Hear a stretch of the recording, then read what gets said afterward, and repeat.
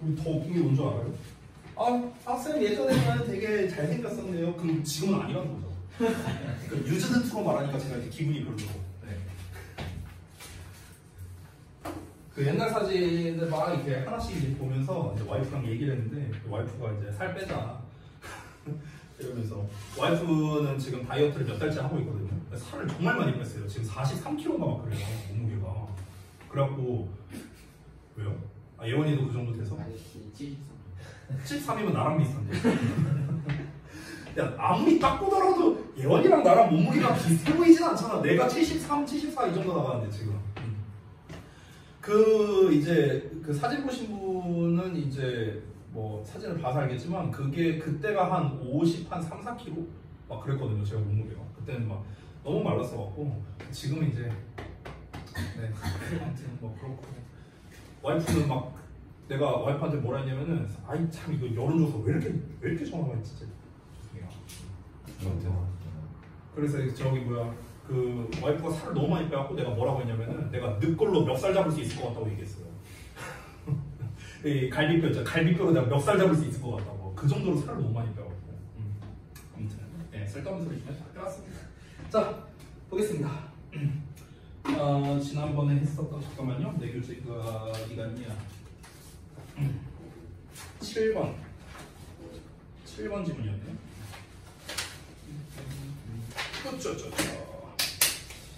자 보겠습니다. 7번이 어떤 내용이었는가? 어떤 내용이었죠? 편견을 극복할 수 있는 방법이었죠. 우리의 인지적 편견을 극복하기 위한 전략이 이 글의 전반적인 내용이었습니다. 그래서 우리가 그 편견을 극복하려면 어떻게 해야 된다? 뭐 반편견 전략을 뭐 세워야 된다 뭐 이런 얘기 나왔었죠. 그렇죠? 자, 그게 전반적인 내용이었고. 자, object에 대한 이제 표현이 나왔는데 이거를 알맞게 변형해서 써라. 제가 늘 말하는데 이렇게 빈칸형으로 나오게 되면 짝을 잘 찾아야 돼요. 짝을. 알겠죠?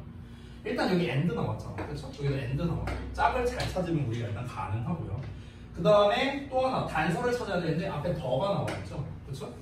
그 다음에 얘 같은 경우는 on 하고 나와 있고요. 됐어? 그럼 일단은 여기는 명사절이라는 거예요. 됐어? 일단 명사절이라는 거. 그 다음에 얘 같은 경우는요. 지금 보시면은 이게 잘 봐야 되는 게 and 뒤에 informed가 있거든요. informed. 그렇죠? informed 뒤에 decision이라는 명사가 나와 있어요. 그렇죠? 그러면은 요 경우에는 요 빈칸에는 형용사가 들어가야 할 자리예요. 왜 그런 줄 알아요? 잘 봐. 여기서는 rationality라는 명사가 있고요. 앞에 더가 있습니다. 그럼 명사와 명사를 연결하면서 동시에 더에 대한 설명도 가능하죠. 그래서 여기 무조건 명사다. 근데 얘 같은 경우는 앞에 어가 나와 있으니까 뒤에 명사가 나오긴 해야 되는데 만약 여기다가 명사를 써버리면요. 이 informed decision 앞에 또 다시 어가 붙어야 돼요. 이렇게. 됐습니까? 근데 여기에는 어가 안 붙어 있잖아요. 그러면은 이게 한 세트로 얘를 수식해주는구나 라는 걸 우리가 알 수 있는 겁니다. 그렇기 때문에 여기서는 informed와 짝인 informed가 pp잖아요. 그럼 pp는 형용사잖아. 그러니까 형용사와 짝이 될 수 있는 놈을 집어넣어야 된다. 이렇게 알 수 있는 거죠. 그래서 object에 대한 명사형 objectivity 그리고 object의 형용사형인 objective가 정답이 되는 겁니다. 그렇죠? object라는 거는요, 이제 우리가 사물이란 뜻도 있고 동사로서 반대하다라는 뜻도 있고요, 객관적인이란 뜻도 있습니다. 참고하시고요. 자, 그 다음에 A의 우리말과 같은 뜻이 되도록 써봐라. 언제 우리의 인지적 편견들 중 하나가 활성화되는지. 자, 언제 뭐뭐가 뭐뭐 하는지. 이만큼이 의문사의 주어 동사입니다. 됐습니까? 요 순서로 쓰면 돼요. 그럼 언제니까 when 쓰면 되겠죠. when 나왔고요. 그 다음에 우리의 인지적 편견들 중 하나니까 one. 뭐뭐 중은 of. 그래서 one of의 우리의 인지적 편견들. 그래서 our cognitive biases 이렇게 나오면 되겠죠. 활성화되는 거니까 수동태 is activated 뭐 이렇게 쓰면 되겠네요. 됐죠? 자, 그 다음에 3번. if it did가 의미하는 거. 이거는 사실 지난 수업 시간에 했었던 거죠. 만약 그러하다면. 만약 그러하다면이 뭐였습니까? 그 반편견 전략이 효과가 있더라면 뭐 이런 내용이었죠. 그래서 if the strategy worked in the way we had hoped. 우리가 희망한 방식대로 그 전략이 작동한다면이 정답이 된 거죠. 요 내용이 바로 앞에 나와 있겠죠. 바로 이 부분입니다. 됐습니까? 여기까지. 됐죠? 이렇게 대신한다라고 볼 수 있고요. 자, 그 다음에 4번. 요약인데요. our 하고 나왔으니까 당연히 명사 자리가 되겠고요. 그 다음에 to, blah blah, then 하고 나왔습니다. 자, to가 나왔고 then이 나왔어. then은 목적어야. 됐어? 근데 then이라는 놈은 수식을 받을 수가 없거든요. 그럼 일단 형용사 자리는 아니고요. choice가 나왔잖아. 얘들아, choose라는 단어 있죠? choose. 선택하다 고르다. 이 choose가 투부정사랑 짝이거든.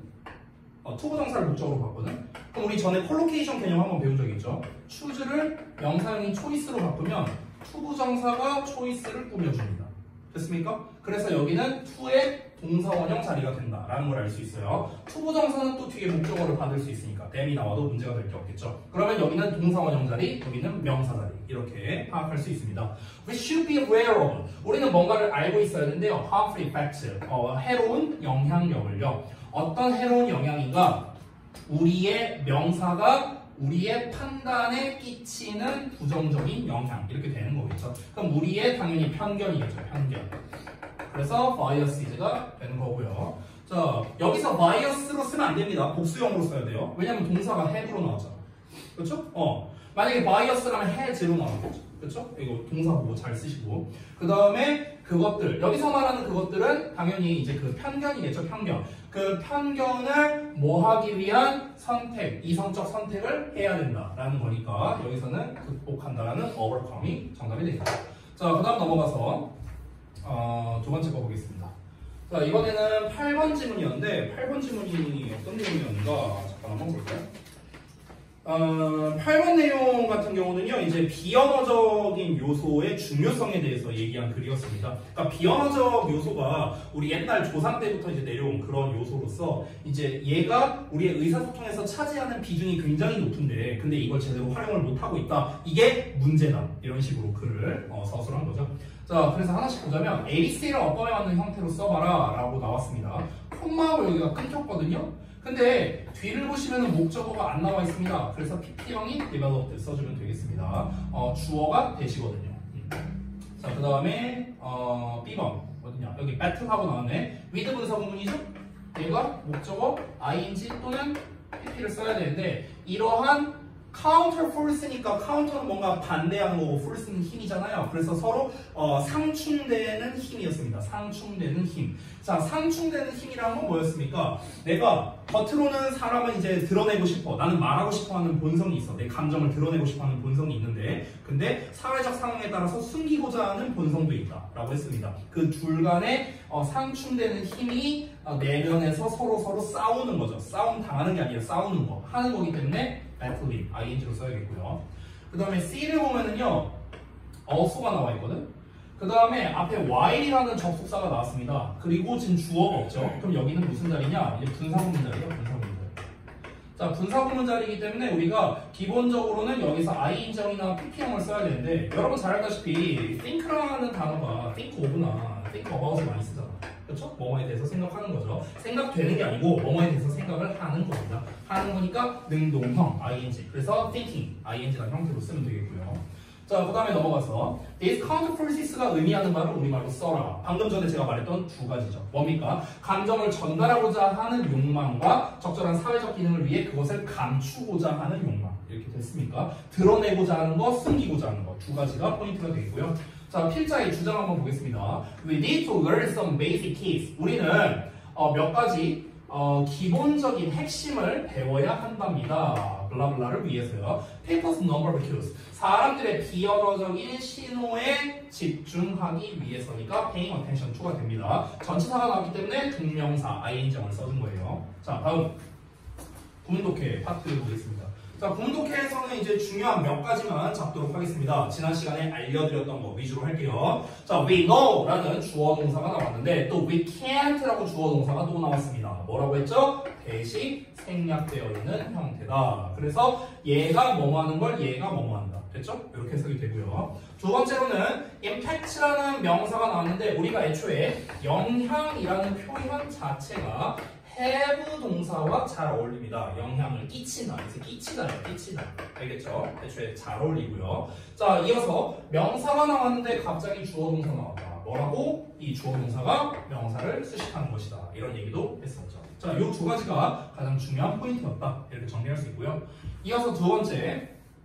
자, 이 부분에서도 이제 중복되는 건데 여기서 C 다음에 if가 나왔습니다. 여기서의 if는 목적어의 역할을 하기 때문에 뭐뭐인지 아닌지 이렇게 해석이 되는 겁니다. 만약에가 아니에요. 이걸 어떻게 구분하냐면요. 이제 간단한데 잠깐 살짝 보자면 이 if라는 놈이 뭐뭐인지 아닌지라는 뜻이 있고요. 여러분이 알고 있는 만약 뭐뭐 한다면의 뜻이 있어요. 자, 우리가 배운 대로 한번 설명해 볼까? 만약 뭐뭐 한다면은요, 우리가 조건을 나타내는 부사절을 만들고요. 뭐뭐인지 아닌지는 명사절이거든요. 그 중에서도 목적어 역할만 가능합니다. 자, 그러면 봐봐. 부사라는 건 결국엔 수식어잖아, 수식어. 맞죠? 그럼 우리 전에 내가 혹시 우리 수업 시간에 그거 했었나? 완수불명 설명했었나? 했었죠? 그러면 완전한 문장이 나오고 if가 나왔을 때랑 불완전한 문장이 나오고 if가 왔을 때랑 달라지는 거예요. 됐어? 왜냐면 앞부분이 완전한 문장일 때 if가 나왔어. 그럼 얘는 뭐야? 수식어 달려야겠죠. 완수니까. 그러니까 이때 if는 뭐야? 요 뜻이 되는 거예요. 됐냐? 근데 앞이 불완전한 문장이라면 뒤에 뭐가 나와야 돼? 명사가 나와야 되잖아. 그래서 여기서 if는 뭐뭐인지 아닌지의 뜻이 되는 거죠. 여기서 보시면은 to see에서 끊어보면요. 알아보기 위해서거든요. 그럼 뭘 알아보는데? 뭘? 안 나왔잖아. 목적어가 안 나왔잖아. 그래서 앞부분이 불완전하기 때문에 여기는 명사가 필요해서 뭐뭐인지 아닌지 이렇게 해석이 연결되는 거예요. 됐어? 그러니까 우리가 완수불명 개념을 알면은 해석도 올바르게 할 수 있습니다. 됐죠?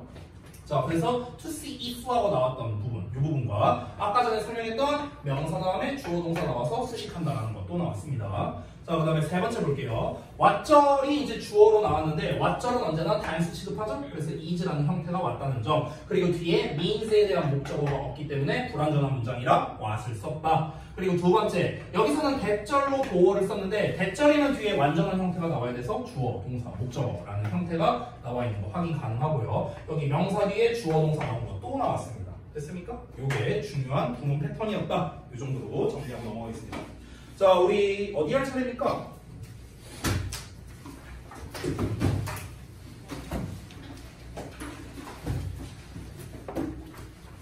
한 9번? 10번? 한 이쯤 할 차례인가? 9번이에요. 그러면 22쪽이네요. 네, 여기를 보겠습니다. 잠깐만요. 9번, 아이고. 9번, 이렇게. 자, 보겠습니다. 빈칸 문제고, 빈칸이 맨 아래에 나와 있습니다. 소재를 제가 쓴 거를 또 수정 보완을 해주시기 바랍니다. 문화적 제품의 개인별 다양한 영향입니다. 요게, 요번 글의 소재입니다. 문화적 제품, 근데 여기서 제품이라고 말했는데 사실 제가 좀 다르게 쓸게요. 제품보다는요, 산물이 좀 더 정확해요. 산물. 문화적 산물의 개인별 다양한 영향. 그러니까 제품이라고 하면 어떤 물건을 말하는 건데, 그러니까 물건만 해당되는 건 아니고 어떤 산물이라는 거는 이제 생산되어 나온 결과물을 산물이라잖아. 그래서 문화적 산물이라고 하는 게 조금 더 정확하겠습니다.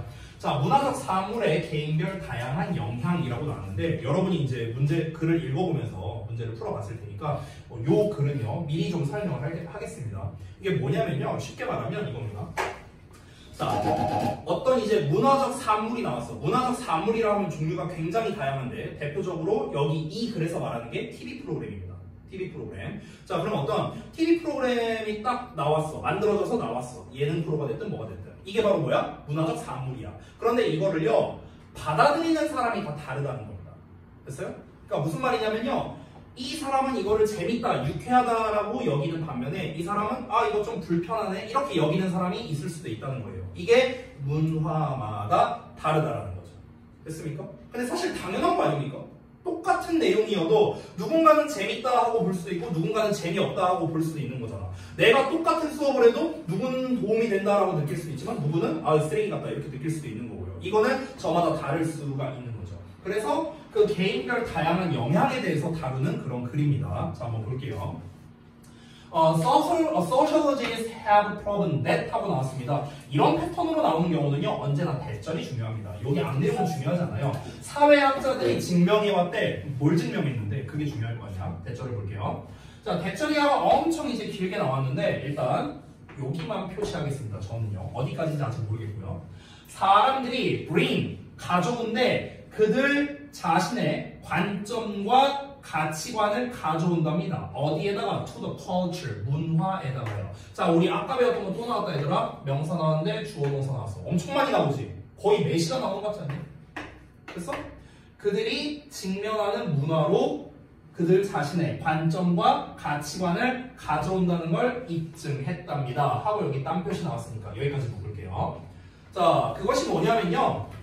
책, TV 프로그램, 영화, 그리고 음악이 may affect everyone. 모든 사람에게 영향을 줄 수도 있지만 그것들은요, affect different people in different ways. 다양한 방식으로 다양한 사람들에게 영향을 끼친답니다. 여기서 딱 얘기를 했네요. 됐어? 자, 다시 한번 보겠습니다. 사람들은요, 그들이 직면하는 문화로 자신의 관점과 가치관을 가져온대요. 자신이 직면하는 문화니까 더 쉽게 말하면 자신의 어떤 사상이라고 생각하면 돼요. 내가 속해 있는 문화? 이렇게 생각하면 되겠습니다. 내가 속해 있는 문화로 어떤 관점이나 가치관을 들고 오는데 좀 구체적으로 말하자면 책이나 TV 프로그램, 영화, 음악 이런 게 다 뭡니까? 문화적 산물이에요. 됐어? 근데 이 문화적 산물이 모든 사람에게 영향을 주겠죠, 당연히. 긍정적이든 부정적이든 크고 작은 영향을 주겠지만 근데 그러한 것들이 얘네들이 이 문화적 산물은요 다양한 사람들에게 다양한 방식으로 영향을 준다는 거야. 결국 이 말이 의미하는 건 뭡니까? 똑같이 영향을 주진 않는다는 거예요. 영향력이 다르다라는 겁니다. 됐죠? 자, 이어서 한번 볼게요. In a study, 한 연구에서 하고 나왔습니다. 한 연구에서 이렇게 시작하죠? 두 번째 문장에서 예시입니다. 그러니까 첫 문장에서 말했던 거를 구체적으로 얘기하겠다라는 거겠죠. 그렇죠? 그럼 결국에 소재를 제가 제 방식대로 다시 쓰자면요. 문화적 산물에 대해서 얘기를 하는 건데 이게 어떻게 됩니까? 다양한 영향력을 가진다는 거예요. 즉 사람에 따라 다르다라는 걸 말하고 싶은 거겠죠. 자, 그래서 예시를 보겠습니다. 니얼 베드마르라는 사람과 멜턴 로켓이라는 사람이 이제 보여줬는데 에피소드를 보여줬대. The sitcom All in the Family to viewers. 그래서 시청자들한테 All in the Family라는 이제 그 시트콤의 에피소드를 보여줬답니다. 이 시트콤이 그 줄임말인 거 아세요 혹시?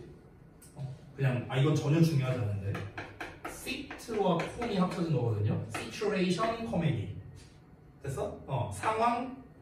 상황극이라고 보면 되려나? 상황극? 이게 시트콤이야. 어쨌든 All in the Family라는 시트콤의 에피소드를 이제 보여줬는데 with a range of different views on race. 인종이야. 그래서 race 경중 아니고요. 인종에 대한 폭넓은 다양한 관점을 가지고 있는 그런 시청자들에게 됐습니까? 그러니까 인종에 대해서 여러 관점을 가진 사람이에요. 그러니까 인종 차별주의자가 있을 수도 있고 아니면 인종에 대해서 중립적인 사람이 있을 수도 있고 됐어요? 아니면 또 반대로 생각할 수도 있고 됐습니까? 그런 여러 관점을 가진 시청자들에게 All in the Family 시트콤의 어떤 에피소드들을 이렇게 보여줬답니다. 자, 그래서 예시가 나오죠. 자, 이어서 보자면 그 쇼는 centers on, 센터가 가운데니까 초점을 맞추다 이렇게 해석합니다. 동사로 쓰이면 자, 이 쇼는 어디에 초점을 맞추냐면 어떤 캐릭터에 초점을 맞추는데 그 캐릭터의 이름이 뭐냐면요 아키 벙커라는 사람이래요. 근데 아키 벙커가 누구냐면요 unintolerant bigot이랍니다. tolerant라는 것 자체가 원래 관용이 있는 거거든요. 되게 이제 좀 뭐랄까 마음이 넓은 이 정도로 보면 됩니다. 근데 intolerant니까 마음이 넓지가 않아요. 편협한 이렇게 되는 거고 bigot은 고집쟁이 별주단으로 나와 있죠. 자, 그러면 이 사람이 편협한 고집쟁이래. 근데 이 사람이 또 누구냐면은 often gets into fight. 자, 자주 싸움으로 돌입하게 된답니다. 누구랑 싸우게 되냐면 his more progressive family members. 그의 더 진보적인 가족 구성원들과 이제 자주 싸우는 이런 장면이 이제 시트콤에 이렇게 자주 나오게 되는데 이 아키 벙커라는 사람, 이 캐릭터가 이제 이 시트콤의 주인공인 거죠. 됐죠?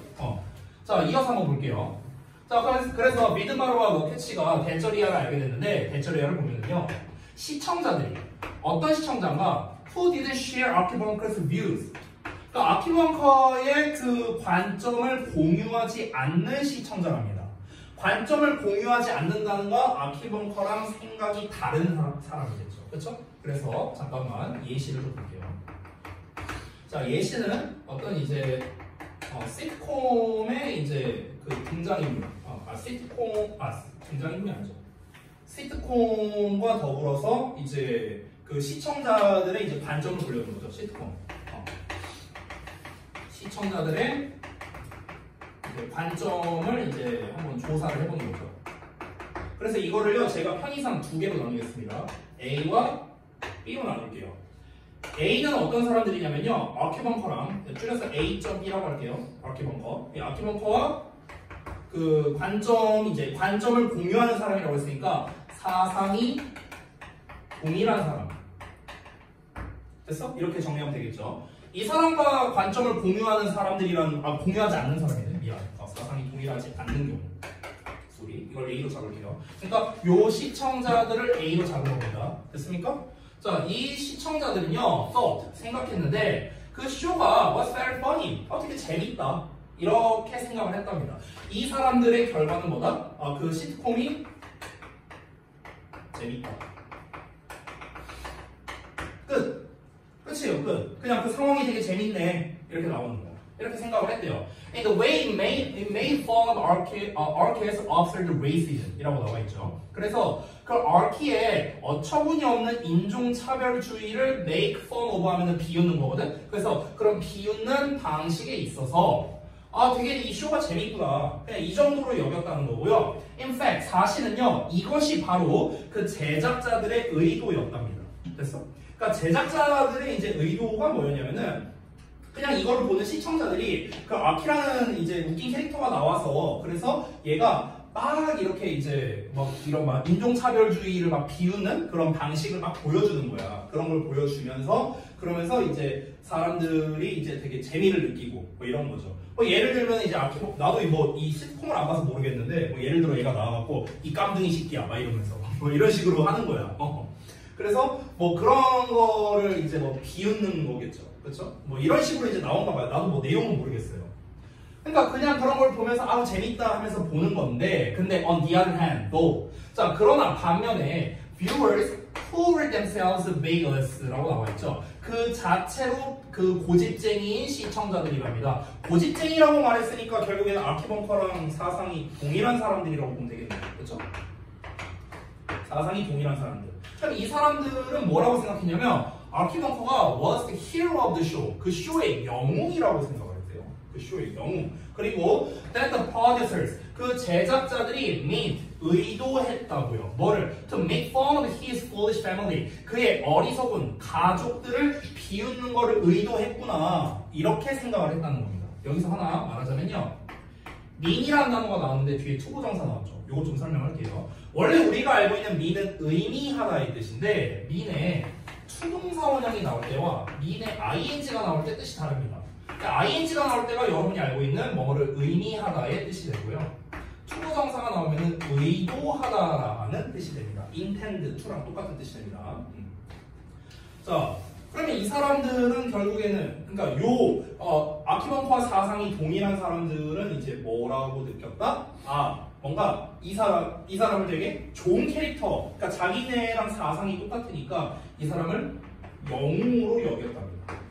영웅으로 여기고 그리고 뭔가 제작자들이 그 인종차별주의를 막 이제 비웃는다고 했잖아. 아키벙커가 등장해갖고 그래서 그 어리석은 가족을 신랄하게 비판하기 위해서 그런 해학적인 요소로서 지금 이 아키벙커라는 캐릭터를 넣은 거구나. 제작자들의 의도가 이거구나 라고 생각했다는 거죠. 실제로는 그게 아니었는데 어쨌든 똑같은 시트콤을 봤는데 이 사상이 아키벙커와 동일하지 않느냐 동일하냐에 따라서 이렇게 결과물이 다르게 나온 거죠.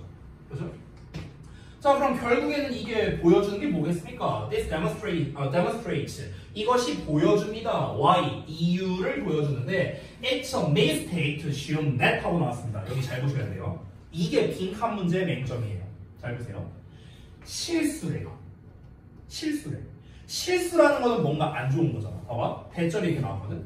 그러면은 특정한 문화적 산물이 빈칸하다고 가정하는 게 실수래요. 잘못이래요. 됐어? 그럼 빈칸하다고 생각하는 게 잘못이라고 했거든. 자, 잘 봐봐. 문화적 산물이라는 말이 나왔잖아. 문화적 산물. 이 글에서는 우리가 초반에 뭐라고 했냐면요. 문화적 산물은 다양하다라고 했거든요. 이게 사실이잖아. 이게 사실. 그렇죠? 근데 지금 빈칸에는 뭐가 나와야 돼? 빈칸 내용이 잘못이라고 했어요. 잘못. 그러면 이거는 사실의 반대잖아. 잘못이라고 했잖아. 그렇죠? 그럼 당연히 이 부분도 반대 내용이 나와야겠죠. 반대 내용. 이해돼요? 그러면은 문화적 산물이 여기가 아니지. 소리. 여기죠. 여기. 이 다양하다는 게 사실이잖아. 그럼 잘못이라고 했으니까 이거는 다양하지 않다라는 내용으로 나와야겠죠. 다양하지 않다는 건 뭡니까? 동일하다는 거죠. 이해돼요? 뭔 말인지 이게? 다시 한번 볼게요. 다시 이해를 못한 사람들을 위해서 다시. 이 글의 초반 내용에서 나왔던 건 뭐였냐면요. 어떤 특정 문화적 사물이 있어. 그럼 이거를 받아들이는 사람에 따라 다양하게 받아들인다는 거야. 똑같이 받아들이지 않는다고. 이게 뭐야? 이게 팩트예요. 그래서 그에 대한 실제 예시로서 그 All in the Family라는 시트콤을 딱 틀어줬을 때 어떤 사람들은 아우 저 자식 겁나 웃기다, 이 시트콤 겁나 웃기다 이 정도로 넘어갔는데 어떤 사람들은 야 아키벙커는 참 영웅이다 이렇게 받아들였다고. 똑같은 시트콤을 봤는데 사람들이 받아들이는 게 달랐잖아. 그러면은 특정 문화적 사물이라는 거는 당연히 사람마다 받아들이는 게 다르구나. 이게 맞는 거잖아. 근데 그게 잘못이래. 그러면은 사람마다 똑같이 받아들이는 게 잘못이겠어? 사람마다 다르게 받아들이는 게 잘못이겠어요?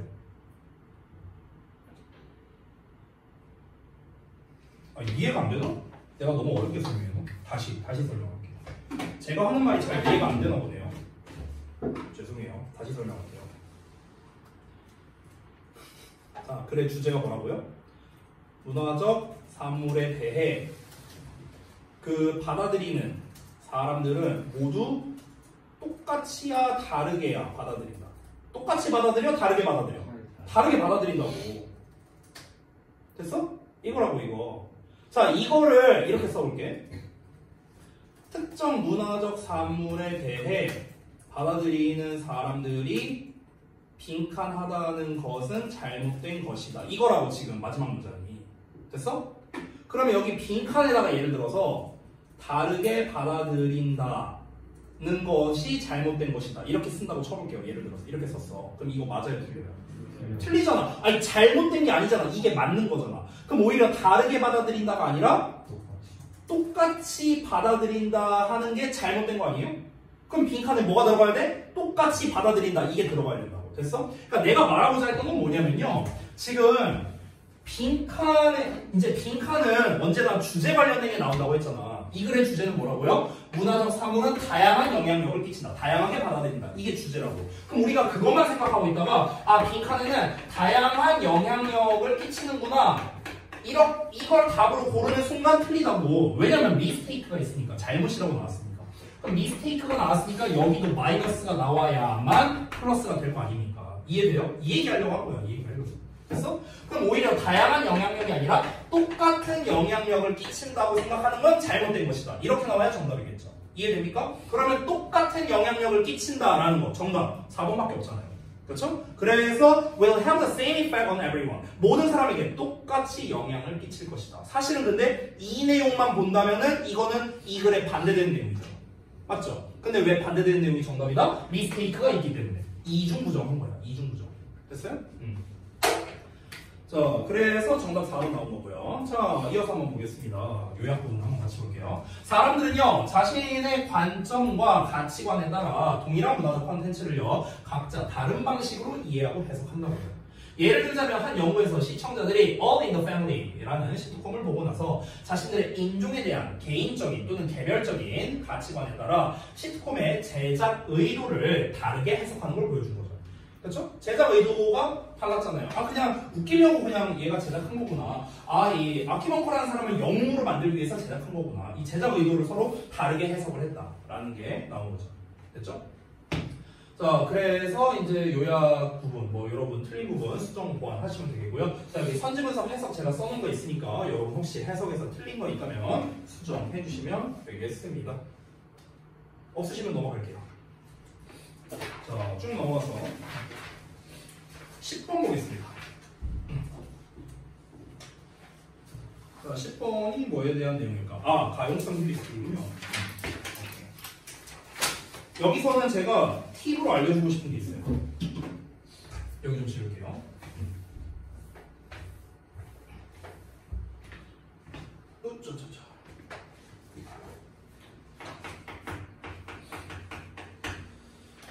여러분 내가 질문 하나 하자. 여러분 가용성 휴리스틱이 뭔지 알아요?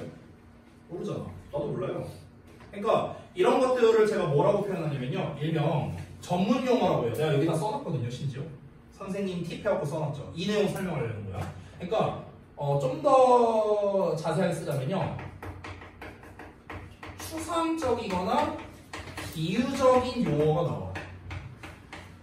또는 전문 용어가 나와. 얘네가 나오면요. 뭐가 중요하냐면 얘네 정의가 중요합니다. 왜 정의가 중요하냐면요. 이유가 두 가지가 있습니다. 첫 번째 이유. 이유가 있는데 첫 번째 이유는요. 이 정의가 주제입니다. 이거 자체가 주제예요. 그래서 중요하고요. 두 번째, 이거는 주역구 전용이라고 볼 수 있는데 주역구에서는요. 이런 전문 용어가 등장하죠. 그러면 이 전문 용어의 정의를 설명하는 요약문을 굉장히 시험에 잘 냅니다. 됐어요? 주역에서 서술형으로 많이 나옵니다. 이걸 좀 더 구체적으로 말해줄게. 어떤 정의를 설명할 때 많이 나오는 단어 표현이 있는데 그게 뭐냐면요. be referred to as라는 표현이에요. 그래서 이게 진짜 많이 나와요. 이 referred to as가 뭐냐면요. 뭐뭐라고 말해진다 이렇게 해석하거든. 직역하면 뭐뭐라고 말해진다. 근데 뭐라고 말해진다 하면은 이제 우리가 좀 잘 와닿지 않죠? 그냥 쉽게 한 단어로 바꿔줄게요. mean이야, mean. 됐어? 뜻하다야, 뜻하다. 근데 mean으로 쓰면 너무 쉽잖아. 그래서 시험에서는요, be referred to as라는 표현을 훨씬 더 많이 씁니다. 훨씬 더. 됐어? 그럼 여기 주어 자리에다 뭘 씁니까? 가용성 휴리스틱이랑 블라블라블라블라를 의미한다. 이렇게 되는 거예요. 이 정의잖아, 정의. 가용성 휴리스틱이 무엇이냐? 정의 내리는 거죠. 요약문 쓸 때 이렇게 만든다고. 됐냐?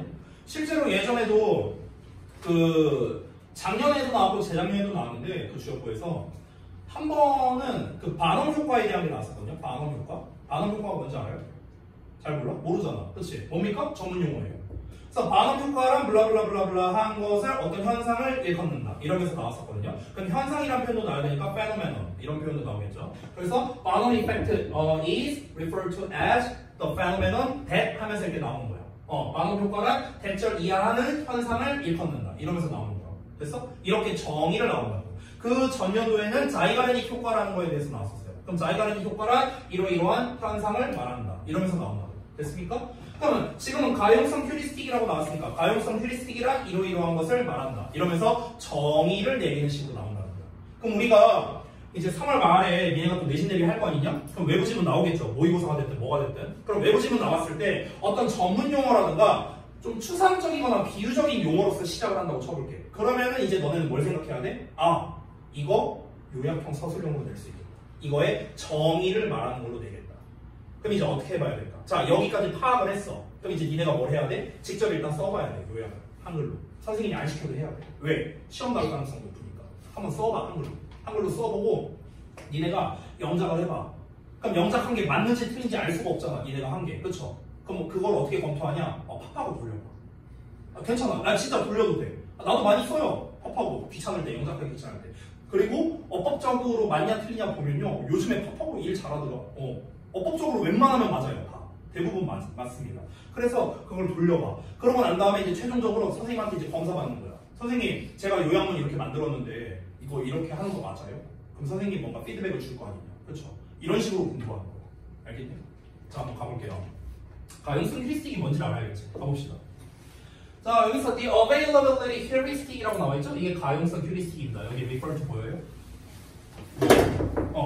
refers to 하고 나왔죠. 이게 뭐라고? 정의 말하는 거라고. 정의. 그렇죠? 자, 가용성 휴리스틱이라는 것은요, common mistake, 일반적 실수를 말한대요. 그 일반적 실수가 뭐냐? 이러한 실수인데요. That our brains make. 우리의 뇌가 만드는 일반적인 실수랍니다. 우리의 뇌가 어떻게 만드느냐? By assuming. 가정함으로써 만든대요. 뭘 가정하냐? Distances or examples that come to mind easily. 자, 그러면 머릿속으로 쉽게 따라오는, 떠오르는 어떤 예시들, 사례들이나 예시들이 are also the most important or prevalent. prevalent는 만연한이라는 뜻이거든요. 만연해 있는. 그러니까 가장 중요하거나 만연하다라는 라고 가정함으로써 우리의 뇌가 내리는 일반적 실수. 이게 바로 가용성 휴리스틱이에요. 뭔 말인지 이해돼요? 자, 다시 볼게요. 문장이 기니까 니네가 잘 이해가 안 되죠? 다시 볼게. 이럴 때는 쓰면서 정리하면 돼. 내신 대비할 때도 이렇게 하는 거야. 자, 소재부터. 가용성 휴리스틱. 가용성 휴리스틱이 뭔데? 이게 뭔데? 다시 한번 봐봐. 우리의 어떤 머릿속에 쉽게 떠오르는 사례나 예시가 있어. 어떤 상황에 대해서 예시가 팍 하고 떠올라. 그럼 그게 가장 보편적인 사실이구나, 가장 중요한 거구나 라고 가정함으로써 뇌가 저지르는 실수래요.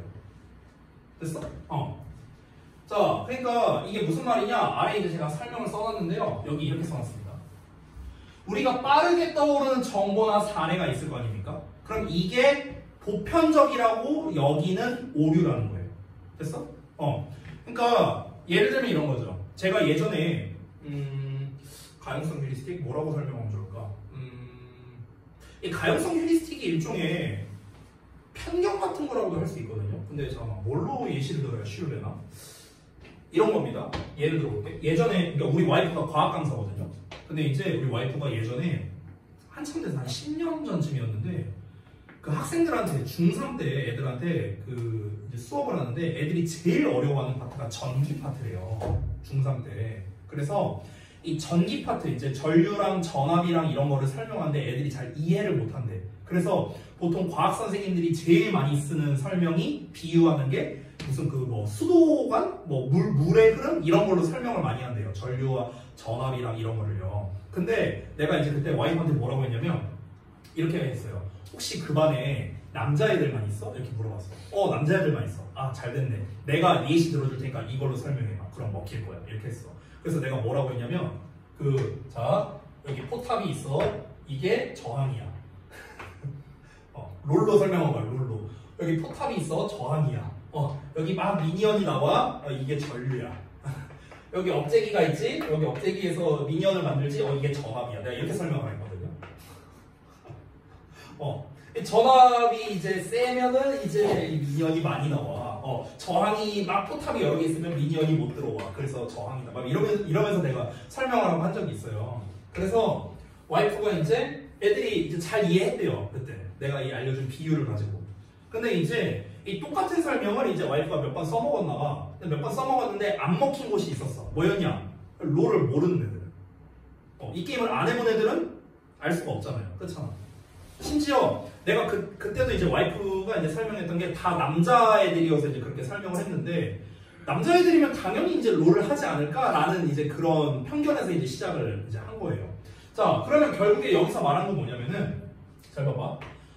전기 파트를 설명해야겠다. 그럼 전기 파트를 어떻게 설명하지? 빠르게 떠오른 예시가 뭐였습니까? 롤이었어, 롤. 됐어? 그럼 이 롤로 설명하면 애들이 다 이해하겠지? 라고 생각하는 거야. 보편적으로 애들은 롤 다 할 줄 아니까 다 이해하겠지? 이렇게 생각하는 거. 이게 뭐야? 이게 가용성 휴리스틱. 됐어? 그러니까 내가 떠올린 생각을 남들도 그렇게 생각하겠지. 되냐? 이게 가용성 휴리스틱이라고 정리하겠습니다. 자, 가용성 휴리스틱이란 건 다시 한번 무엇입니까? 내가 떠올린 예시가 보편적인 예시구나 라고 착각하는 것입니다. 됐어요? 이제 좀 이해가 됩니까? 내가 떠올린 예시가 이거는 애들이 모를 수가 없는데 무조건 이걸 다 알 텐데? 됐어? 이게 가용성 휴리스틱이다. 자, 근데 이제 이거를 첫 문장만 보고는 여러분이 파악을 못할 수가 있어요. 왜냐면 지금이야 제가 설명을 했으니까 이해를 했지만 요 문장만 보고는 니네가 잘 이해를 못할 수도 있잖아. 그래서 반드시 전문 용어가 나왔을 때는요 부연 설명이 나와요. 반드시 나옵니다. 그래서 한번 볼게요. It shows. 그것은 뭘 보여주냐면, 가용성 휴리스틱이 뭘 보여주냐면 대처를 보여주는데, we make our decisions. 우리가 의사결정을 한답니다. 뭘 기반으로요? On the recent of events. 어떤 사건의 최신성을 기반으로 해서 의사결정을 한다는 걸 보여준대요. 최신성을 기반으로 한대. 최신성을 기반으로 한다는 게 뭘까? 자, 이게 무슨 말이냐면요. 여기서 내가 이제 설명을 쉽게 하려고 이렇게 얘기했는데, 내가 떠올린 예시 자체가 어떻게 떠올린 거냐면요. 가장 최근에 벌어진 일이기 때문에 내가 쉽게 떠올린 거예요. 됐어요? 가장 최근에 벌어진 일이기 때문에 내가 쉽게 떠올린 거야. 그리고 그 떠올린 예시가 누구나 다 이렇게 생각하겠구나 하고 보편적으로 생각하는 거라고. 자, 예를 들어볼게요. 다르게 예시를 들어볼게.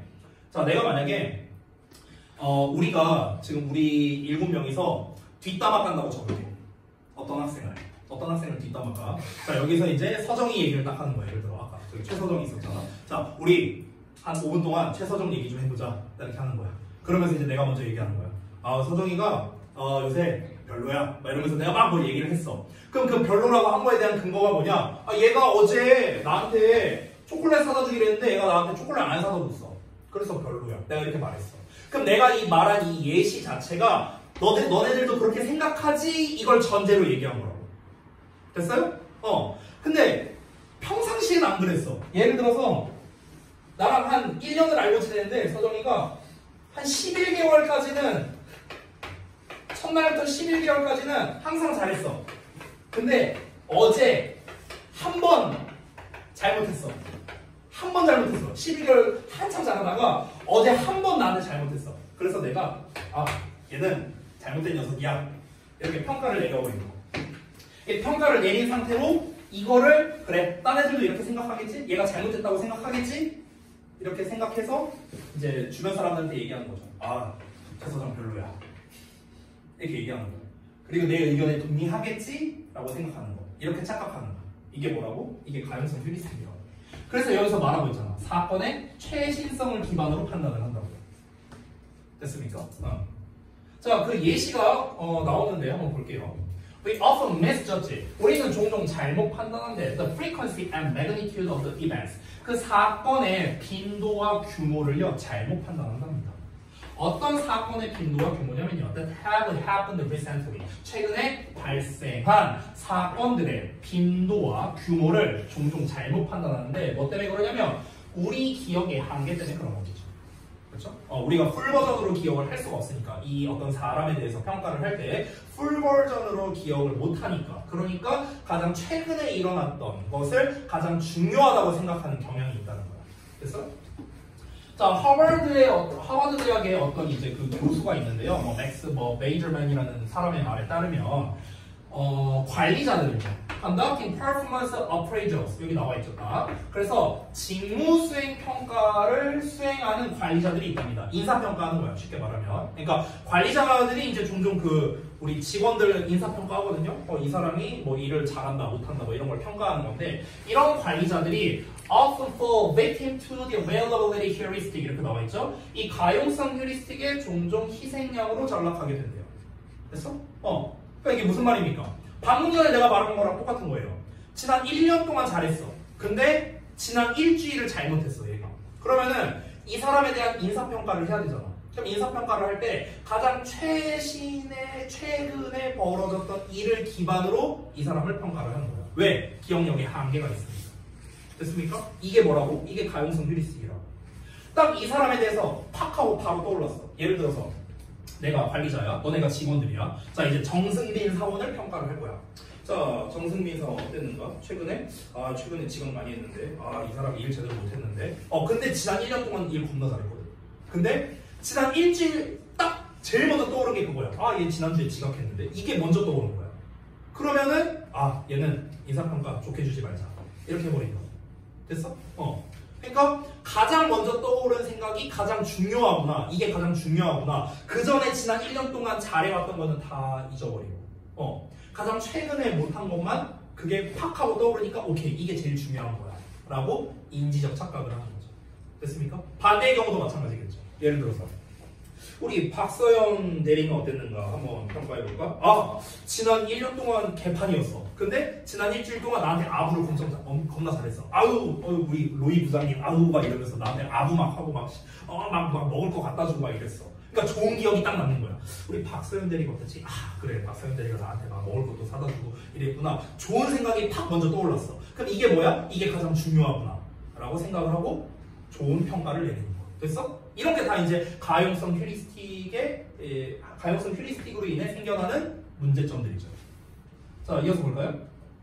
The recency of events. 사건의 최신성이 highly influence. 여기 딱 나와 있죠. 매우 영향을 끼친다고요. 크게 영향을 끼친다고요. A supervisor's opinion. 관리자의 의견에 영향을 끼칠 수밖에 없겠죠. 가장 최근에 일어난 일이니까요. During performance appraisals. 그래서 직무수행 평가 기간 동안. 됐습니까? 근데 잘 생각해보면요. 저는 진짜 가용성 휴리스틱에는 별로 영향을 안 받는 것 같아요. 근데 지난 시간에 제가 한번 얘기했었죠. 저는 반대예요. 반대. 저는요. 초반에 좋았냐 안 좋았냐가 제일 오래 갑니다. 초반에 좋았냐 안 좋았냐. 그러니까 저는 오히려 가용성 휴리스틱의 반대인 것 같아요. 저는요. 그러니까 최근에 얘가 어땠지? 얘가 최근에 잘했으니까 얘는 잘한 놈이고 최근에 못했으니까 못한 놈이고 이게 아니고요. 오히려 초창기에 내가 가졌던 그 이미지 있잖아. 얘 초반에 그렇게 잘한 이미지 아니었는데 최근에 잘한다고? 그래 최근에 좀 나아지긴 했지. 하지만 얘는 여전히 막 이렇게 되는 거야. 이게 제 성격의 단점. 오히려 가용성 휴리스틱의 반대죠, 반대. 자, 이어서 볼까요? managers. 자, 관리자들이 give more weight. 자, weight란 말 나오면요, 무게라고 좀 해석하지 마세요. 초딩도 아니고요, 무게가 아니고요, 비중입니다. 비중. 알겠죠? 관리자들은요, 더 많은 비중을 둡니다. 어디에? performance, 성과에다가. 어떤 성과에? During the 3 months, 3개월간의 그런 수행에 더 많은 비중을 줍니다. Prior to the evaluation, 평가 직전의 3개월이래. 평가 직전의 3개월간의 직무 수행의 비중을 더 많이 준다고요. 네, 뭐보다요? To the previous 9 months of the evaluation period. 자, 그러니까 그 9개월간의 평가 기간, 그러니까 이전, 그러니까 9개월보다 평가 기간의 앞에 9개월보다. 됐어? 그러니까 9개월간 이제 얘가 한 개 있고요. 그리고 3개월간 한 개 있습니다. 됐어? 그러면은 이 기간보다요, 요 기간을 더 비중을 많이 준다고요. 이유가 뭡니까? 기억이 더 잘 남을 테니까. 가장 가깝잖아. 최신성 때문에 그런 거겠죠. 최신성 때문에. 됐습니까? 그럼 당연히 빈칸에 들어갈 말은요, 기억의 한계로 인해서 가장 최근에 벌어진 일이니까. 그러니까 가장 최근에 벌어진 일이기 때문에 뭐 대충 이런 말이 나오면 되겠죠. 그래서 정답이 4번밖에 안 되는 거야. 됐냐? The recent instances dominate their memories. 최근의 사례들이 그들의 기억을 지배하고 있습니다. 됐냐? 근데 이 얘기는요, 사실 앞에서 이미 얘기했거든요. 최근에 벌어진 일이 기억에 잘 남으니까 라는 내용이 사실은 앞에서 나와 있었죠. 어디 있습니까? 여기 나와 있잖아. 우리가 잘못 판단한다고 그 사건의 빈도와 규모를요, 최근에 발생했던 사건의 빈도와 규모를 잘못 판단하는데, 왜냐면 뭡니까? 기억의 한계 때문에. 여기 나왔잖아요. 그렇죠? 얘랑 뭡니까? 똑같은 거예요. 기억의 한계 때문에 우리가 최근에 벌어진 일에 좀 더 중점을 둔다고요. 똑같습니다. 기억의 한계 때문에 우리의 기억이 그 최근에 벌어진 일이 우리의 기억을 지배하고 있으니까. 그러니까 당연히 최근 3개월을 더 고평가할 수밖에 없다는 거죠.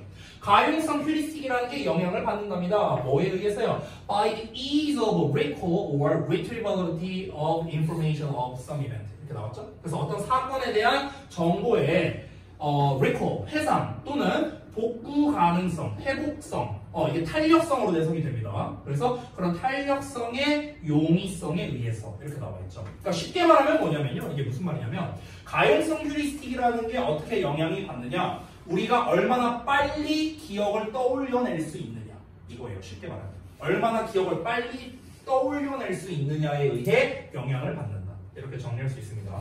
여기서 is라는 단어가 나와서요, 제가 재미있는 단어 설명을 해줄게요. 자, 이거 지울게. 여기도 is라고 나왔죠. 그렇죠? 우리가 어떤 단어를 이제 만들 때요, 단어를 만들 때 어근이 있거든요. 어근. 이 어근을 기반으로 해서 이제 이거 앞에 붙는 말과 뒤에 붙는 말이 있어요. 이걸 이제 우리가 일명 적두사라고 하죠. 적두어. 얘는 전미사라고 하죠. 연결된다. 머리에 연결된다. 꼬리에. 됐어? 그래서 적두사, 전미사 이렇게 얘기하는 거야.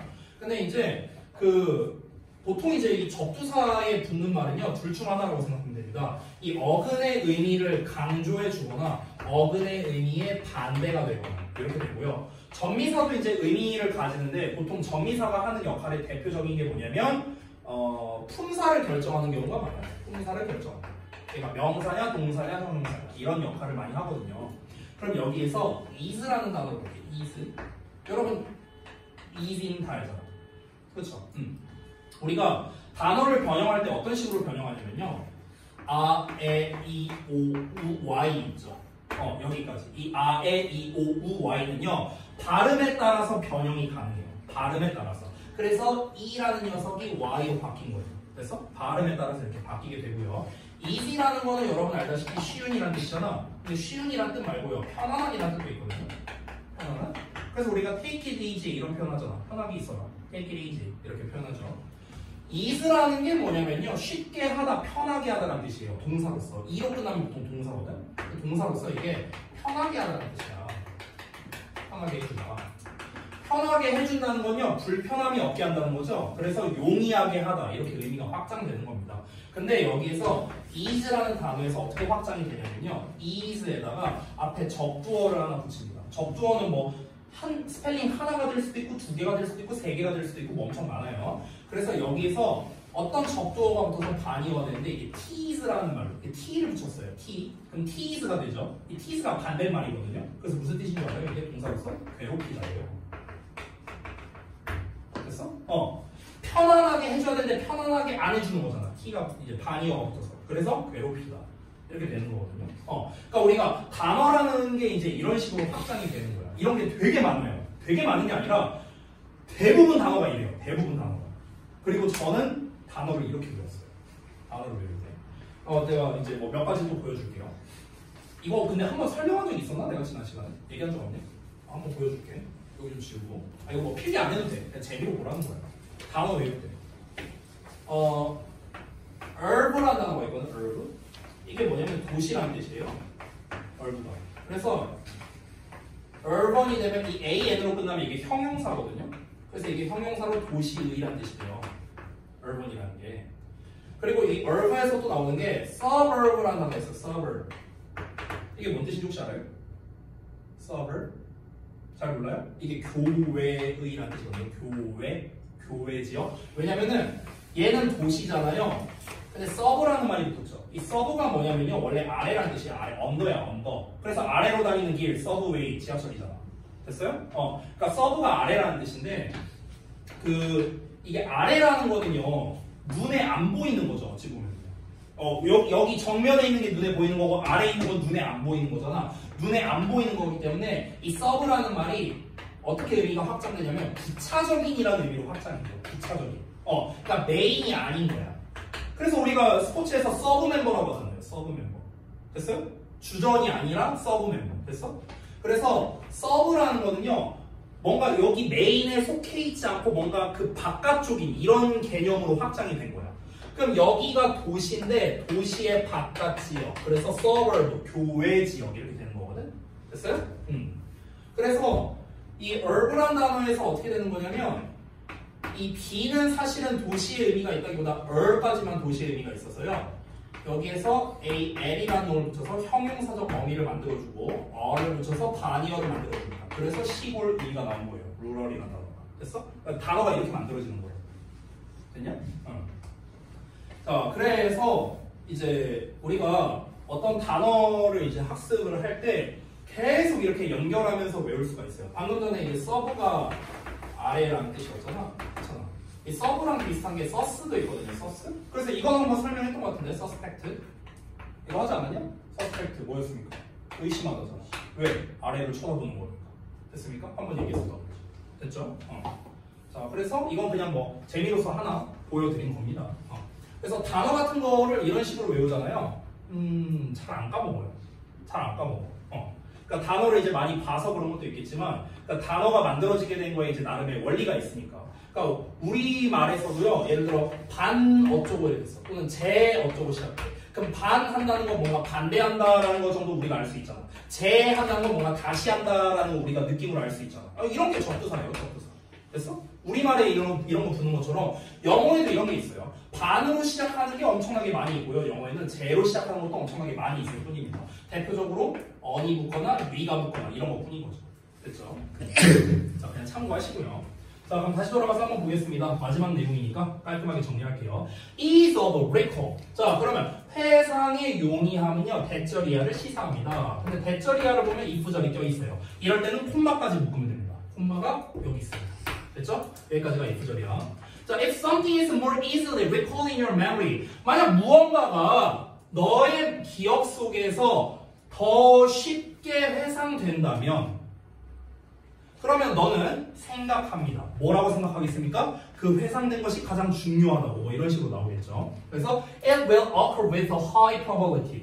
이 probability가 바로 확률입니다. 확률. 그래서 높은 확률로 그 일이 발생할 것이라고 시사합니다. 뭐가? 회상의 용이함. 이게 바로 무엇이다? 가용성 휴리스틱의 대표적인 현상이다. 이렇게 볼 수 있는 겁니다. 됐습니까? 그래서 마지막 문장은 결국에는 가용성 휴리스틱의 정의를 다시 한번 말하면서 끝낸 거예요. 그래서 회상이 쉽게 된다라는 거는 결국엔 뭘 의미하는 거다? 아, 이 일이 실제로 발생할 가능성이 높겠구나. 얘가 지난주에 지각했네? 이게 먼저 떠올랐어. 그러면은 다음 주에 얘가 또 지각하겠구나. 이게 바로 떠오르게 된다는 거. 이게 바로 뭡니까? 가용성 휴리스틱. 이걸로 그럼 이 가용성 휴리스틱으로 인해서 본문에는 안 나왔지만 편견으로 이어질 수도 있는 거죠. 궁극적으로. 됐습니까? 자, 우리 숙제한 거 정리하고 잠깐 쉬는 시간 가졌다가 이어서 하겠습니다. 정답 4번 아까 나왔고요. 자, 요약 보겠습니다. 가용성 휴리스틱이란 무엇이냐면요. 사람들이 쉽게 떠오르는 정보나 최근 사건들을 더 중요하게 생각하면서 이로 인해 사건의 빈도와 규모에 대해 오해할 수 있다는 것. 이게 바로 가용성 휴리스틱입니다. 최근에, 그러니까 내가 빡 하고 떠오른 게 가장 중요한 것이다 라고 착각하는 거라고 했죠. 이러한 회상이 용이한 정보를 더 중요하게 판단하는 인지적 편견 나왔죠. 인지적 편향은 관리자들이 직원들의 업무 능력을 평가할 때 객관적이지 못하게 만든다는 거죠. 객관적으로 평가해야 될 거 아닙니까? 전체적인 직무 수행을 다 봐야 되는데 근데 이 사람이 빡 하고 떠오른 거에 대해서 어떤 편향을 가지게 되니까 당연히 객관적인 평가가 안 되는 거겠죠. 그렇죠? 이 사람이 실제로 일을 잘했는가를 가지고 평가를 해야 되는데 내 가용성 휴리스틱으로 인해서 이 사람에 대한 어떤 나쁜 이미지가 떠오르는 거야. 이 사람이 실제로 일을 잘했어. 근데 이 사람이 최근에 일을 좀 잘 못했어. 이걸로 인해서 내가 편향이 생겼어. 편견이 생겼어. 그래서 실제로는 일을 잘했지만 아니야. 얘는 일을 잘한 게 아니야. 이건 잘한 게 아니야. 이러면서 평가를 막 하면서 평가를 나쁘게 하면서 결국에는 이제 객관적인 평가를 못하게 하는. 그래서 이런 일이 벌어지게 된다. 이게 가용성 휴리스틱이었습니다. 자, 이해되셨습니까? 네. 자, 잠깐만 쉬었다가 남은 질문 마저 하나 보고 마치겠습니다.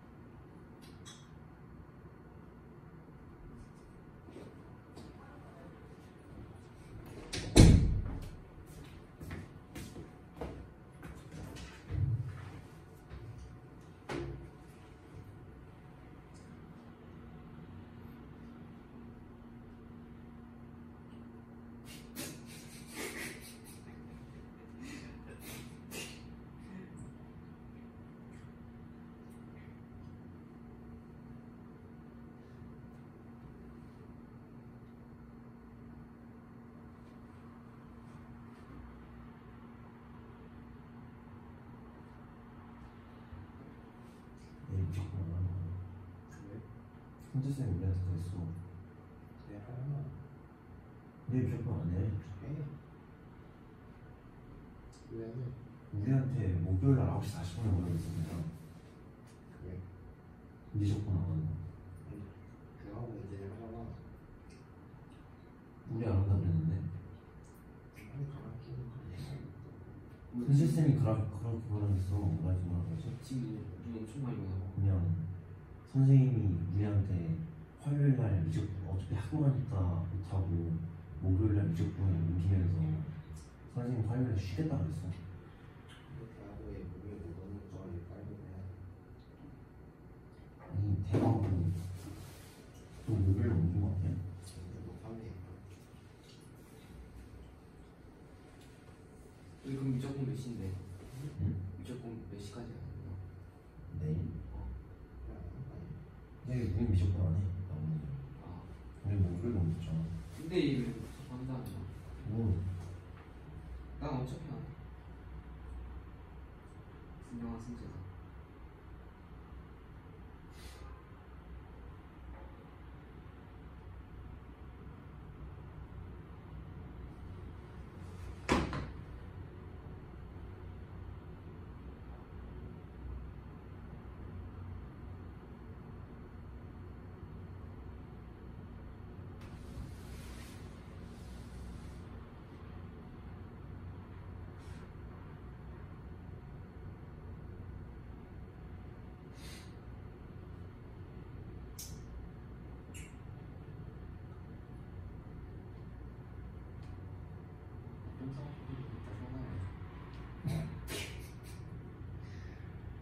빨리 가자.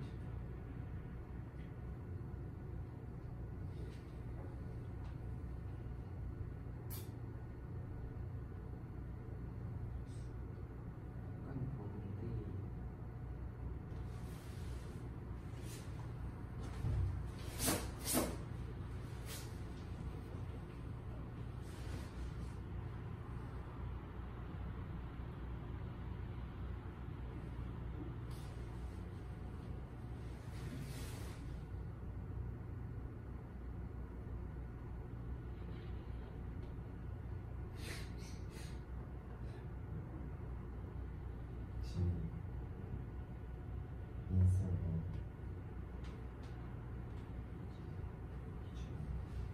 한손 꼬시.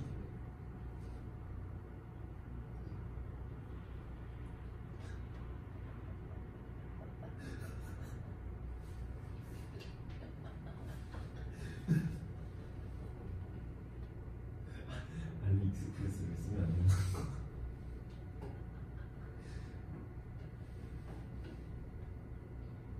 치기만 이게 이상하지 않대. 걔는 그거 하겠지. 걔는 촬영하겠지.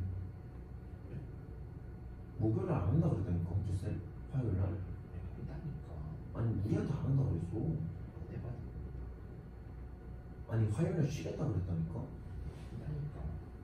너네만 마시는 거 아니야? 우리 뭐 아니야 그냥 화요일날 그냥 차라리 같이 해서 그랬던 거 같은데. 이미 보여주면 안 돼. 깝치지마. 얘는 그 진짜 진심으로 할 사람. 유근한테만. 누구? 깝치지마. 땡 무슨 유근.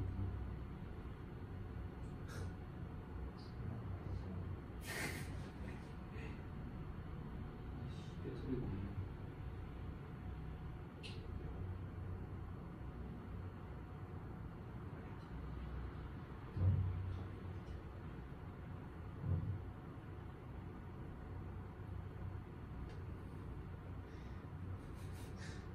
성민이에요, 성민이. 뭐 과거 아니야? 어디 뭐.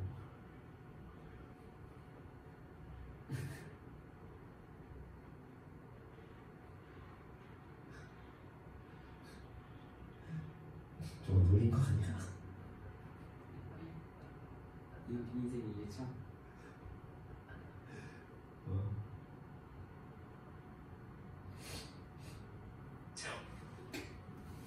소리 이렇게 커.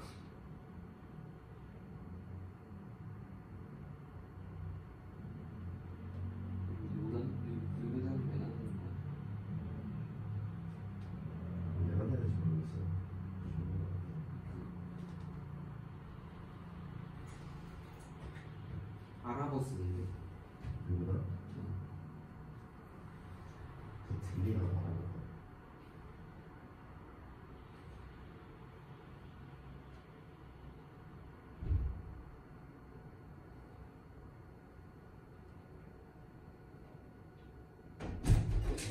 자, 잘 주셨지?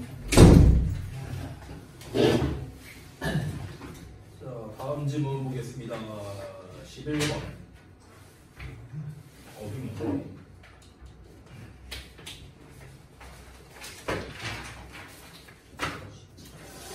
쉽지 않았어요, 요즘. 자, 소재를 먼저 볼까요? 카메라 비율을 통한 객관적 관점의 이해입니다. 틀린 부분이 있으면 수정 받아주시고. 카메라 비율을 통한 객관적 관점의 이해. 그러니까 객관적 관점이라는 게 뭐냐? 뭐 이건데요. 존 폴드라는 사람이 이제 그 카메라 철학이라고 이제 제시를 하면서 객관적인 관점과 카메라 뭐 이런 거를 이제 같이 비유해서 설명하는 그런 류의 글이 되겠습니다. 보통 이제 비유적으로 설명이 나오는 이런 글들은요, 함축을 미추러 류의 글로 좀 시험에 좀 잘 나오는 편입니다. 자, 그러면 한번 보겠습니다. 아까 전에 우리 데일리 테스트를 할 때도 봤었던 objective라는 표현이 나오는데요, 객관적인입니다. 그럼 당연히 주관적인이라는 표현은 subjective가 되겠죠. 자, 그래서 보자면 객관적인 point of view, 관점이 is illustrated. illustrate 하면은 설명하다니까 수동태로 나와서 설명된다. 존 폴드의 카메라의 철학에 의해서 설명됩니다. 객관적 관점에 대한 정의를 말하는 겁니다. 그러니까 객관적 관점이란 게 뭐냐? 이거에 대해서 얘기하고 싶은 거거든. 객관적 관점인데, 그러니까 이거에 대해서 이제 정의를 내리고자 하는 겁니다. 그러니까 정의를 이제 뭘로 내린 거냐? 카메라 철학을 가지고 이거를 이제 기반으로 해서 객관적 관점에 대해서 설명하려 하는 거죠. 그래서 바로 이어서 설명을 들어가는데, 자, 폴드는 considered the camera. 자, 그래서 카메라를요 뭐라고 여겼냐면 to be a window, 창문이라고 여겼대요. 자, 그럼 이제 설명 부분을 봐야겠죠. 일단은 카메라를 창문으로 여겼대요. 그리고 the audience, 관객을요 뭐로 여겼답니까? to the outside window, 창문 밖에 있는 것으로 여겼답니다. 창문 밖에 이렇게 있는 것으로 여겼답니다. 자, viewing the people and events within 이렇게 나와 있네요. 그래서 창문 안에 있는 사람과 사건을 바라보면서, 그러면 창문 밖에서 사건을 바라보는 사람들 이렇게 여겼답니다. 관객을요. 됐어? 자, 그래서 지금 이제 패러프레이징과 이제 제가 정리한 게 있는데 요 내용을 한번 같이 읽으면서 가볼게요. 비유 표현이라 좀 어려울 수 있어서 제가 쓴 설명을 읽으면서 가겠습니다.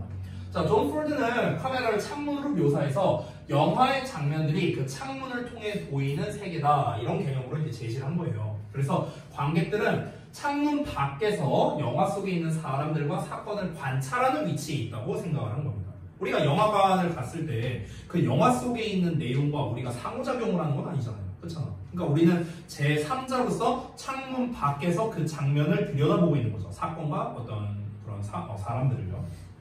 이렇게 표현함으로써 영화라는 거는 단순히 사건을 기록하고 전달하는 수단이다, 이렇게 얘기한 거고, 관객은 그 사건에 직접 개입을 안 하죠? 그렇죠? 지켜보는 관찰자 입장이니까. 그래서 객관적으로 관찰하는 위치에 있다는 걸 뜻하는 겁니다. 됐습니까? 우리가 그 사건에 개입된 사람들이 아니기 때문에 우리는 제3자의 시선에서 그 영화에 있는 내용을 객관적으로 바라볼 수 있다는 거죠. 됐습니까? 그 얘기를 하는 건데요. 자, 이어서 볼게요. We are asked. 우리는 요청받는답니다. 여기서 질문받다가 아니라 요청받다로 해석한 이유가 뭐냐면 투부정사가 나왔을 거예요. 투부정사.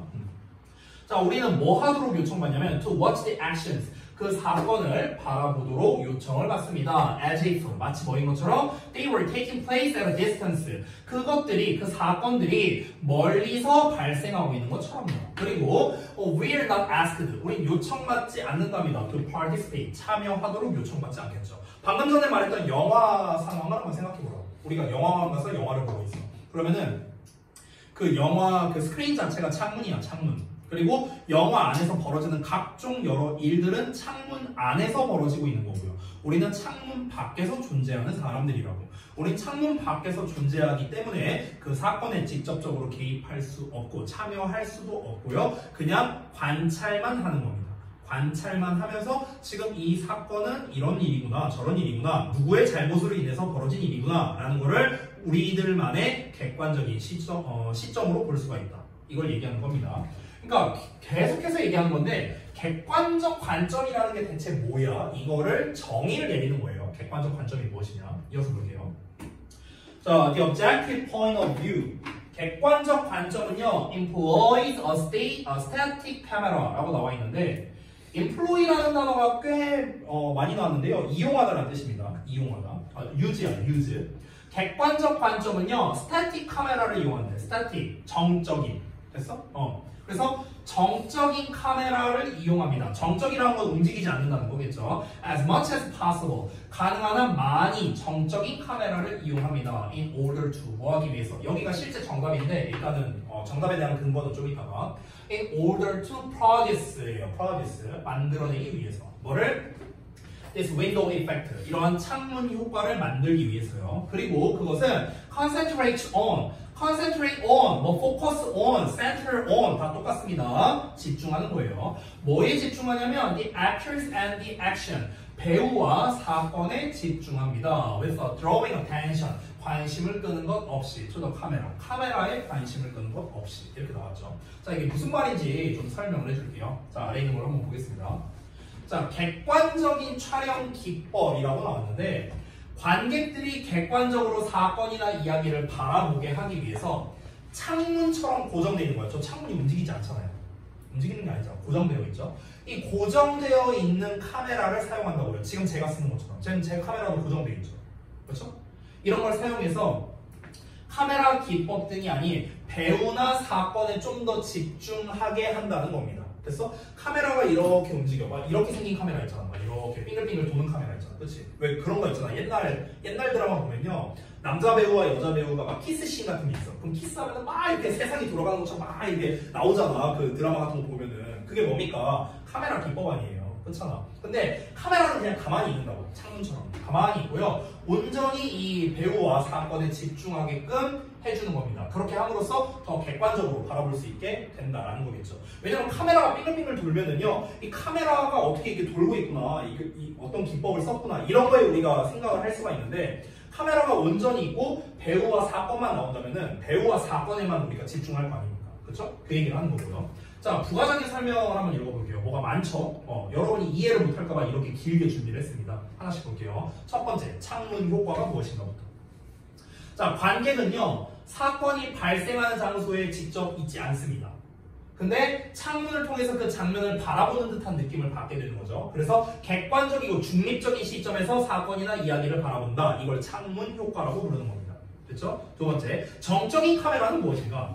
카메라가 한 지점에 고정되어 있어서 그 지점에서 보이는 장면만 그대로 촬영하고 있는 거죠. 지금 제가 하고 있는 것처럼. 그래서 움직이지 않는 카메라는 창문처럼 고정된 시점을 제공을 하고요. 이를 통해서 관객은 사건을 객관적으로 바라볼 수 있게 된다는 거야. 카메라가 막 움직이는 게 아니니까요. 세 번째, 카메라에 관심을 끈다라고 나와 있는 표현은 뭐냐면요. 일반적으로 우리가 영화나 드라마를 볼 때 관객은 스토리나 캐릭터에만 집중해야 되잖아요. 그렇죠? 만약 카메라의 움직임이라든가 기술적인 부분이라든가 이런 게 너무 두드러지게 나오면요. 그러면은 스토리나 배우의 연기에서 주의가 분산될 수밖에 없겠죠. CG 같은 걸 너무 많이 넣는 거예요. 이러면은 아무래도 우리의 시선이 분산될 수 있겠죠. 집중도나. 네 번째, 카메라에 관심을 끄는 것 없이 라고 나왔죠. 이것도 마찬가지입니다. 카메라의 움직임이라든가 카메라 자체의 존재감에 눈에 띄지 않게 오히려 관객이 배우와 사건에만 집중할 수 있게 하는 방식을 말합니다. 이렇게 해서 객관적인 관점, 즉 창문 효과가 더 강조된다. 이렇게 얘기하는 거예요. 자, 그래서 지금 이 글에서 하고 싶은 말이 대체 뭐냐. 다시 한번 지금까지 읽은 내용을 정리해 볼게요. 다시 봐봐. 처음에 뭐라고 했냐면 객관적인 관점이라는 건 어떻게 우리가 설명할 수 있는가? 자, 너가 객관적인 입장에서 한번 봐봐. 이렇게 우리가 평상시에 얘기할 수 있잖아요. 어떤 사건이 벌어졌을 때. 근데 그 객관적인 시점이란 게 뭐다? 바로 존 폴드의 카메라 철학을 통해서 우리가 얘기할 수 있는데, 다시 한번. 관객은, 그러니까 이걸 바라보는 사람은요, 이 사건에 전혀 개입하지 않은 상태를 말하는 겁니다. 객관적인 관점이란 게 그런 게 아니에요. 내가 이 사건에 개입하는 순간 객관적이 될 수가 없습니다. 그렇죠? 자, 그러면서 우리는 뭘 요청을 받냐면요. 그냥 계속해서 그 사건, 우리와는 전혀 상관없는 것처럼 이제 바라보게 하고, 그리고 전혀 그 사건에 개입하지 않도록 요청을 받습니다. 그래야만 우리가 객관적인 관점을 가질 수 있기 때문인 거죠. 그래서 객관적인 관점은요, 이러한 창문 효과를 만든다고. 창문 효과는 뭐라고요? 우리가 창문 밖에서 바라보는 것과 같은 이런 효과를 만들게 된다고요. 이런 걸 만들기 위해서 정적인 카메라, 가만히 있는 카메라를 최대한 이용해서 배우와 사건에 집중을 하게 된다는 겁니다. 이어서 가볼게요. 자, 객관적인 카메라는요, suggest 뭐를 보여주냐면 on emotional distance, 감정적 거리를 보여준대요.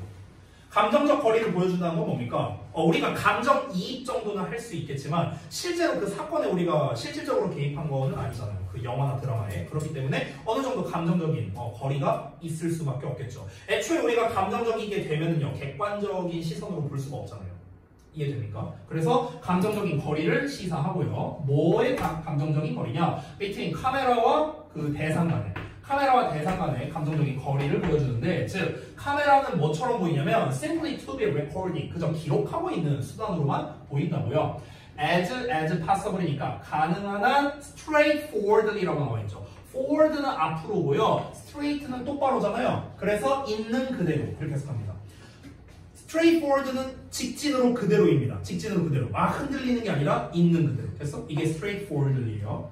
자, 그래서 가능한 한 있는 그대로 그저 기록하고 있는 것으로 보일 뿐이랍니다. 그리고 그 캐릭터와 액션, 그러니까 그 이야기의 등장인물과 사건을요, 그냥 기록하고 있는 것으로 보인다는 거죠. 즉, 카메라라는 애가 객관성을 띠고 있다라는 겁니다. 카메라가 막 갑자기 개입을 해갖고, 뭐 예를 들어서 뭐 어떤 배우가 막 화를 내고 있어. 그럼 카메라가 지가 갑자기 나와갖고 그 화를 내는 동시에 막 얘가 같이 막 진동을 해. 막 이런 거 아니잖아. 그렇죠? 얘는 있는 그대로를 그저 보여주고 있는 것 뿐입니다. 창문, 우리가 예를 들어서 길을 지나가다가 어떤 집이 있어. 집에 왜 창문이 있어.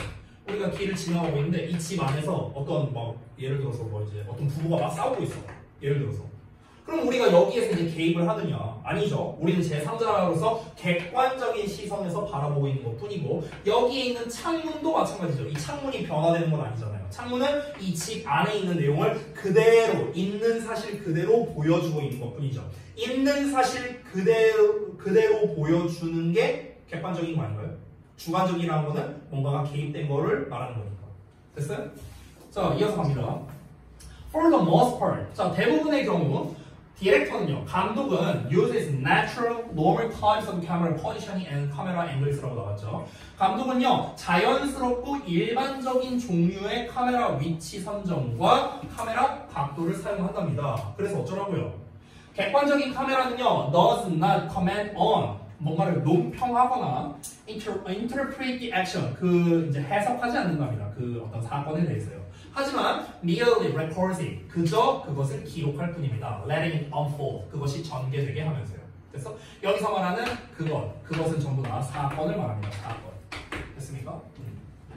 We see the action. 우리는 사건을 바라봅니다. From the viewpoint of an impersonal observer. impersonal. personal은 개인적인 건데 이미 붙었으니까 사람 같지 않은 거거든요. 그래서 개인적이지 않다라는 거는 결국에는 굉장히 객관적인 정도로 우리가 볼 수 있는 겁니다. 냉담한 관찰자의 관점으로부터 사건을 바라보게 됩니다. 마지막 내용 볼게요. 자, 카메라가 만약에 움직이면요, 그것은요, unnoticeably, 눈에 띄지 않게 그렇게 할 뿐이랍니다. Calling as little attention to itself as possible. 가능한 한 그 자신에게, 카메라 말하는 거야. 카메라 자신에게 거의 관심을 불러일으키지 않으면서. 이러면서 끝났어요. 자, 처음부터 끝까지 그 존 폴드의 카메라 철학에 대해서 이제 나온 건데 계속 비유적인 표현을 쓰다 보니까 여러분이 이 글을 좀 이해하기가 어려울 수 있습니다. 그래서 내용을 한번 정리를 해볼게요. 결국에 이 카메라 철학에 따르면 그럼 객관적 관점이라는 거에 대한 정의가 무엇이냐? 객관적 관점이라는 건 결국에는 어떤 사건에 대한 개입 없이 있는 사실을 그대로 판단하는 것, 이게 바로 객관적 관점이다. 이렇게 얘기하는 겁니다. 마치 창문 밖에서 관객이 그 창문 안에 있는 사건을 들여다보는 것처럼. 됐어? 이렇게 비유한 거예요. 이거는 이해되죠? 지금까지 말한 거. 되셨습니까? 자, 그래서 지금 말한 것들에 대한 내용을 한번 정리하는 거를 한번 가져보도록 하겠습니다. 자, 한번 볼게요. 자, 존 폴드의 카메라 철학에 따르면 객관적인 관점은요, 카메라를 창문으로, 관객을 외부의 관찰자로 간주하는 건데요. 객관적 카메라는 이야기의 등장인물 그리고 사건에 집중하고요. 사건을 논평하거나 해석하지 않겠죠. 카메라가 어떻게 사건을 논평하거나 해석하겠습니까? 그렇죠? 객관적인 시선을 담기 위한 카메라 촬영 기법을 사용한다라고 되어 있습니다. 카메라라는 녀석은 언제나 객관적입니다. 카메라가 판단하지 않는다고요. 이게 바로 객관적인 관점이다. 이렇게 얘기하는 겁니다. 됐습니까? 뭔가 이 카메라 자체가 뭔가를 왜곡하거나 이러지 않겠죠. 만약에 저 촬영하고 있는 카메라가 나를 엄청 좋아해. 그래서 내가 설명을 잘 못했어. 근데 얘가 막 지가 막 그 내용을 바꿔. 막 설명을 겁나 잘하는 걸로 지가 알아서 바꿔. 이게 말이 됩니까? 말이 안 되잖아. 그렇죠? 이거는 뭡니까? 카메라의 주관성이 담기게 되는 거죠. 이거는 아니라고요. 카메라는 뭡니까? 지금 저 고정되어 있는 상태에서 쌤이 강의하는 내용을 그저 있는 그대로 보여주고 있을 뿐입니다. 어떠한 판단이나 편견도 들어가 있지 않습니다. 카메라에게는요. 이게 객관적 관점이라고. 객관적 관점이란 판단이나 개입이 없는 상태를 뜻한다. 이걸 말하고 싶었던 거예요. 판단이나 개입이 없는 상태. 됐습니까? 자, 아까 전에 정답이 2번이었는데 왜 그러면 이제 2번 어보이드가 왜 틀렸는가 한번 볼게요. 객관적 관점이란 이러한 것이다 하면서 현재 시제로서 지금 설명을 하고 있습니다. 객관적 관점은 정적인 카메라를 최대한 많이 사용하는데요. 가만히 있는 카메라를 사용한다는 거예요. 왜? 그래야만 있는 그대로를 잘 보여줄 테니까 라는 거겠죠. 그래서 창문 효과를 보여주기 위해서다. 근데 창문 효과를 보여주기 위해서인데 이제 어보이드를 하면 창문 효과를 피한다는 거잖아. 그렇죠? 그래서 2번이 틀린 거고요. 창문 효과가 뭔지 모르는 사람이 있을 수 있기 때문에 그 내용을 위에서 설명했었죠. 창문이라는 말을 위해서 사전에 언급했었기 때문에 그래서 창문 효과란 창문은 고정되어 있고 객관적인 어떤 것을 이제 객관적인 어떤 시선을 제공한다. 이게 그냥 창문 효과를 줄인 말이겠죠. 그래서 이거 창문 효과를 낸다라는 표현으로서 프로듀스로 쓰는 게 더 적절하겠다. 그래서 어보이드가 틀렸다. 이렇게 볼 수 있는 겁니다.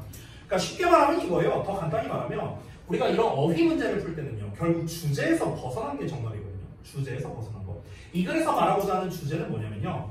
그 카메라 철학에서 이제 그 창문이 존재하고 그러니까 창문과 똑같은데 아까 말했다시피 카메라는 뭐 창문이다라고 했잖아요. 그러니까 한 번 더 비유한 거야. 카메라는 창문이고 창문은 고정되어 있다. 고정되어 있고 있는 사실을 그대로 보여준다. 이게 바로 객관적인 관점이다. 이게 이 글의 주제란 말이야.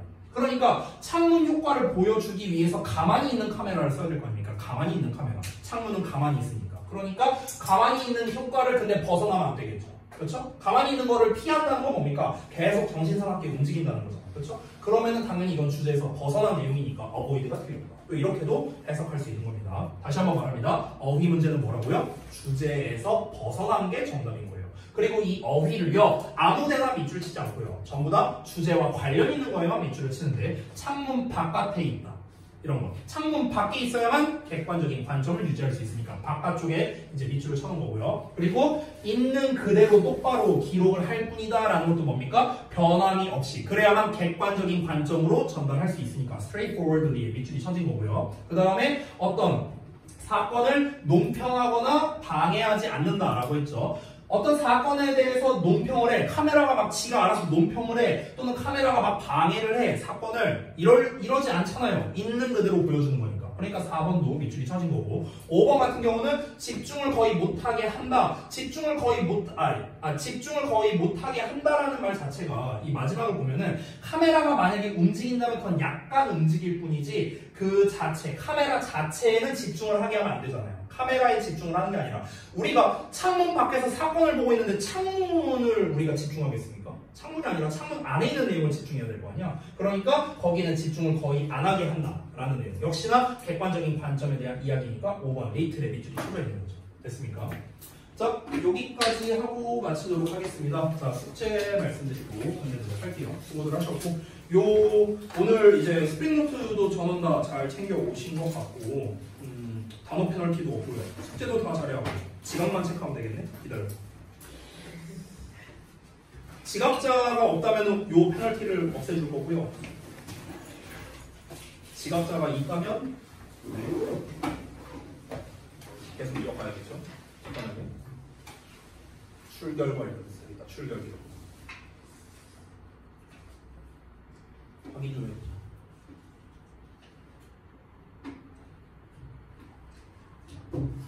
자, 서연이 29분 58초. 야, 2초 전에 왔어. 민준이, 민준이 엄청 일찍 왔네. 지민이도 엄청 일찍 왔고. 승민이 2분 지각했네.